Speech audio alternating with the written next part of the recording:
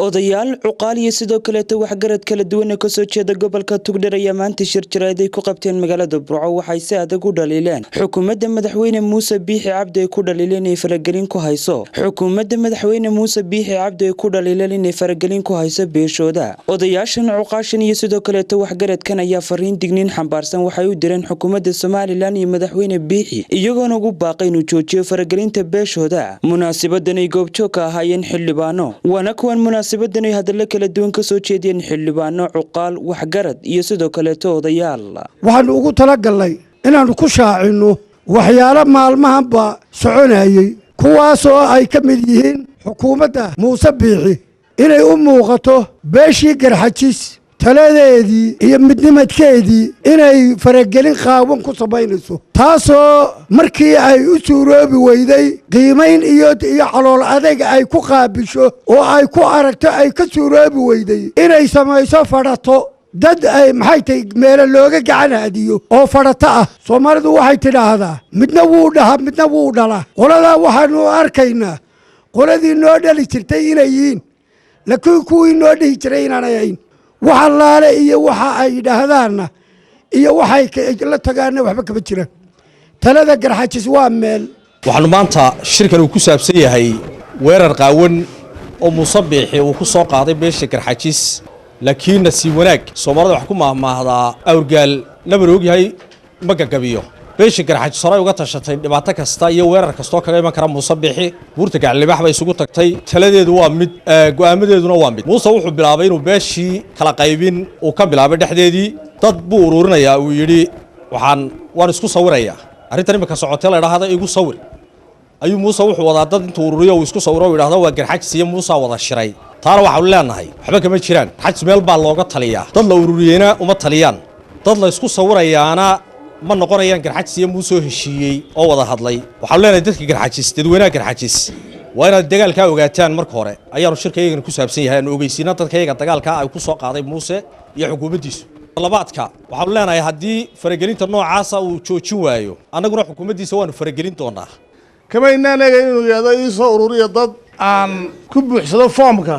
inuu yiraahdo ii soo ururiyo kabadana wixii laga doonay waa laga soo dadkina waxay xidhaan waa sii kordhisay madaxweyne waxaan macnaa inoo taray ku wareegnay ta kale waxaanu la qabnaa annagu dad ururisay inaanay xusbiyadii kala kacdeen waxba ka soo kordhinayn halkaana waxaanu la qabnaa in kumashiga sidii loo kala diro oo kuwaasi aanay doorasho inoo qaban oo ay dad xalaalo la keeno wuxuu Muuse hore u yiri fartiina aysan fartiina anna waxaan leeyahay fartaada dhexda ka qalini hadii Ilaahay ka dhigo dhawaan waxa inta ay raaca waxaan la hadlayaa Garxajis ninkii u taga dee naagtiisa iyo carruurtiisa dilaan maxaa kala jira taasa xeer kaliya ninkii xiriiraha u tag Muuse waa kaas Muuse waxba la harin awalkii shirkad ayaati saddexda qodob ka soo baxaya maanta halkaas ku maraysaa fartaada dhexda ka qalini Muuse halkan waad ku ururisay shaqaalii ku shaqeeyay Muuse ran noqdaan ama dhiiji ha noqdaan ama agaasimayaal ha noqdaan waadinu wala wareerkiina cid ka soo kaxay reerkaad ka leedahay ka soo kaxay waa qaran dhisan sida reerkiina dhexda ugu maratay ayaa dhexda loogu martay ninkaad u yeedhaan waxba ku kordhin maayo qodaxduun baad isku sii eriday guudi baa jirta gacan libaax joogta oo aad taqaano maantana iyaga reerka matala gudaya dibad cid aad u yeelataana kuwa horeba way ku yimaadeen halkii ku yimay u yihiin kuwana waxay ku korinaysaa ma jirto macaaridka maanta uu bilaabmay markaad faratada bilowday waxaad ka heshaa leeyahay macaarid maanta inoo koowa soo dhaweynina ma jirto hawl iyo macaarid iyo gacan qaadal iyo hawlina way bilaabatay waxaanu halkan ku cadeynaa dadka la sheegay leeyahay waa la ururinayaa Garxajis bay matalayaan inaanay Garxajis matalin una hadli karin magaciisana ku hadli karin waxaan leeyahay taagul wadayntu Muuse adiga xukuumaddaadana waxba kugu korin mayso Garxajisna caafimaad u noqon mayso waxay kala fogeysan mooyaan qolyaha halka uu urursanaya maanta uu urursadayna waxaan leeyahay kuwaasi xarka geel ma wada xidhaane dad Garxajis wax kaaga taraya in marba in laga soo urursado oo lagu hor keeno waxba kugu korin mayso siyaad baray wuxuu noqon weyday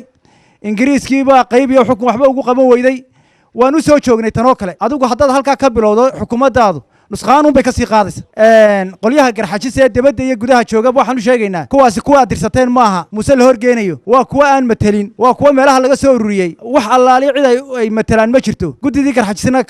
kama mid aha faratadan la sheegay ee uu xaajigaas bilaabay wadanka haysta runtii wax qurux badan maaha guryaha albaabada laga galaa albaabkii baa loogu taaglaayay daaradu ka soo dhacaya soo maaha daaradana waxaanu kaga samayn doonaa raser wire mid googooya oo aanu ka soo dhici karin anaa guddoomiye ka ahaa gacan libaax garxajis cid buu shaqo u dirtay 21 bay ahaayeen sida xidigahaas ay cad yihiin wixii lagu soo daro ama wixii meel kale laga sameeyo wax uga ma jiraan waxa loo dirtaa muuse ninka reerkooda wuxuu dirtaaba wax loo dirtaa nin aan cidiba diranin haddaad wuxuu dirato hadhow halkuu ku geyn waa Khalid Bakayle fogaan aragga xorta Star TV Burco.